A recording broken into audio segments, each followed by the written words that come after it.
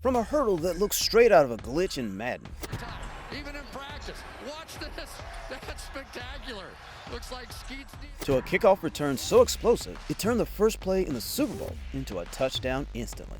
When you're so worried about Devin Hester, you don't attack in most kickoffs. And that's before you even see a man get chased down, like a thief at full speed, or a 99-yard run, where a defender's career gets stiff-armed into the shadow realm. These are the 12 most savage plays in NFL history. At number 12 is one of the most kick-ass game-winning touchdowns you'll ever see. In a tight overtime game between the Titans and Colts, both teams were out there fighting like their season depended on it. And then, out of nowhere, Ballard said, "Nah, I'm ending this right now." Ballard leaps for the end zone. Damn, dude really launched himself from like 5 yards out, corkscrewed mid-air like he was in a damn action movie. Man really turned into Superman just to hand the Titans the W. At number 11, we have a play that will leave you wondering if this is the NFL or the Olympics. And Hill busted inside the 20 and the 10, and look at that, he hurdles his way into the... Brandon Ayuk wasn't just cooking dudes on his way to the end zone, he hurdled clean over a grown-ass man to get to the score. And while Ayuk finished his run with an insane hurdle, number 10 is the most complete opposite, a play you'll never dream of seeing on the field, because Antonio Brown somehow managed to mix the NFL and the UFC into one sport. In a game where the Steelers were already whooping the Browns' ass, AB was getting bored. So, on a punt return, he decided to have some fun. Now Brown is off to the races. Hurdles, kicks the man. Now let's get this straight. Dude had a completely open lane, decided to hurdle anyway, and somehow turned that hurdle into a front kick to the punter's face for absolutely no reason. Bro really said the scoreboard wasn't enough. Let me add a body count too. Coming in at number 9, we have a play that technically shouldn't be possible, according to the laws of physics. You've got a Hall of Fame quarterback launching a touchdown pass to Megatron, a 6'5" monster who basically never loses a jump ball. But what happens when a 5'10" corner decides he can fly? You got the most badass interception in NFL history. End zone. Intercepted. And that play is exactly why people start calling him Optimus Grimes. Because it's one thing to make a highlight play, but it's a whole different level when you do it against Megatron. But as great as that catch was, number 8 is a catch so savage, it basically decided who won the NFL's Best Offensive Player award. Vikings versus Bills, with Justin Jefferson going up against one of the best defenses, scratch that, best teams in the entire league. On 4th down, with his team losing, this was his final chance to pull off a nearly impossible win. Given time, he wants Jefferson, climbs the ladder, oh my goodness! Just like that, dude goes up one-handed and pulls off a catch that had absolutely no business being caught to save the game. Vikings win. The play was so crazy, the NFL had no choice but to glaze Jefferson and hand him the Offensive Player of the Year award. Without him, none of this would be possible. The amount of blessings that he's been giving me. But if that play won Jefferson an NFL award, this next play at number 7 not only set one of the most legendary records in NFL history, but also ended another player's career. Henry still going.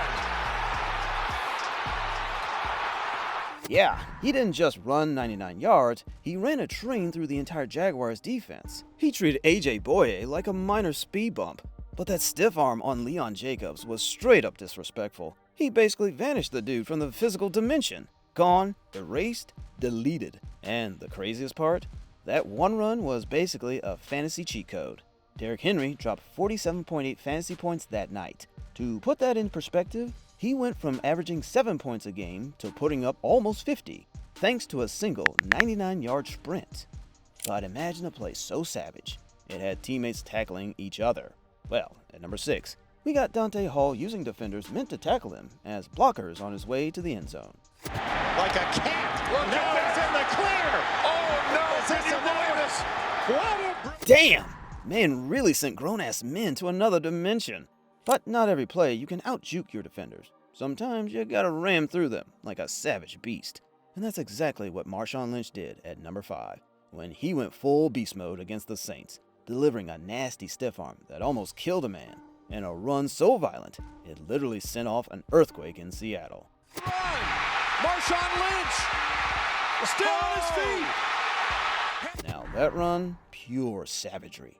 He burrows through the lines, sheds arm tackles like they're nothing, and then delivers one of the most brutal stiff arms in NFL history to Tracy Porter, setting off a seismic reaction that the entire city of Seattle could feel.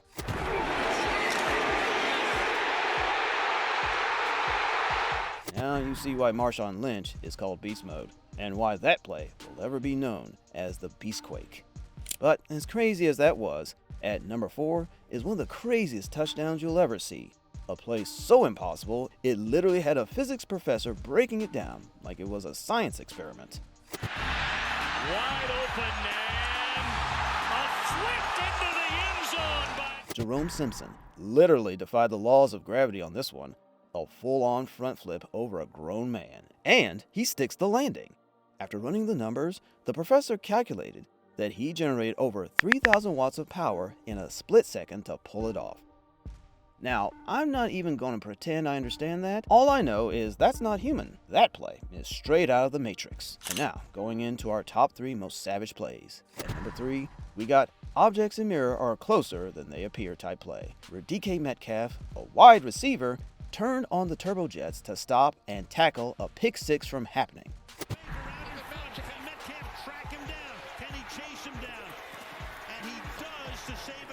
DK really floored the accelerator, hitting 22.6 miles per hour, faster than your mom's car, and actually chased down Buda Baker, who had so much open grass ahead of him that even Baker himself couldn't believe what was happening, because the last thing he was expecting was a wide receiver in DK Metcalf turning into a defensive back and making that tackle. Bro really thought he was gone. We all thought he was gone. DK did not get the memo. But at number 2, we got a player who has made a name for himself with how crazy and savage his hurdles are. But on this play, Barkley flipped the script and did what no other player in the NFL has ever done. Barkley out of the backfield. Barkley slips 2 tackles and picks up the first down, jumping up in the air to the... Yeah, that's Saquon entering Avatar state in that play. Spin move to erase one defender. Then a backwards reverse hurdle over the next, like his body just switched to cheat code mode. That's not something you defend, that's something you just watch and accept it happened. But at number 1 is a player who made history on the very first play of the Super Bowl. Super Bowl 41, the Colts stepped into the biggest game of the year, fearing one man, Devin Hester. Cause he wasn't just any player, he returned more kicks for touchdowns than anybody ever. The man was basically a cheat code with a ball in his hands. So the Colts were damn near scared to even let him touch the ball at first, until their coach looked at the game plan and thought, yeah, we can handle him. Inside the 30, Hester's gonna take it all the way for a touchdown. I started thinking, and we can't be afraid of Devin Hester. We got to be like David. We got to go right at him. We're going to kick the ball right to him. So let's get this straight. Dude really thought kicking to Devin Hester in the Super Bowl was a good idea. All right, let's see how that worked out. On the biggest stage in the sport, first play of the game, dude burned everybody, and it wasn't even close. Just like that, Devin Hester turned the Super Bowl into history. The fastest touchdown ever at the time, and the first opening kickoff return TD in Super Bowl history. And from that moment on, the Colts' game plan was simple. Don't let Hester touch the ball again. They avoided him completely. And that's how they managed to take control and eventually win the game. That's the NFL for you. One play, and the whole game is never the same again. If you made it this far, you already know what to do. Like, subscribe, and we'll see you in the next one.